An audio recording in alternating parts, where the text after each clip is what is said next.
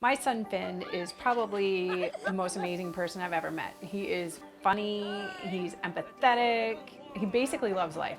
He is 6 years old, and when he was 2.5, he was diagnosed with autism. The word autism didn't change the fact that we were going to be celebrating a lot of firsts with him. This is my room.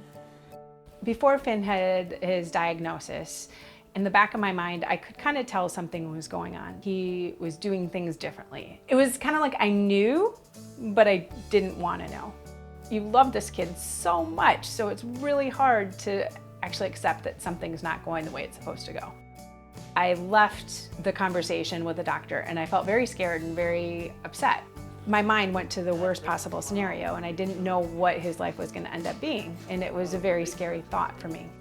And then when I came home, I saw Finn, and he was such a happy, happy boy. I just realized that that didn't mean that was the end of our first. We were going to continue to have our small firsts. We were going to continue to have our big firsts. We were going to always continue to grow, and he was going to continue to grow. Wow. That was a first. That's the first strawberry. The good news is that Finn was only 2.5. So my husband, Richie, and I talked about what we needed to do, and we came up with a game plan. And we made sure that Finn got all the early intervention that he possibly could. He got the best therapist and the best teachers to work with him.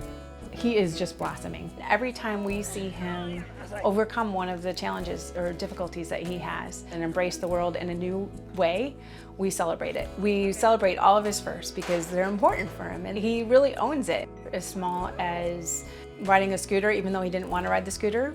We celebrate when he ties his shoes. We celebrate when he brushes his teeth and goes to bed by himself without us having to tell him 10 times. What I found is that you have to be the advocate for your child. If you're not the advocate for your child, nobody else is going to do it for you. It takes a lot of work and a lot of patience.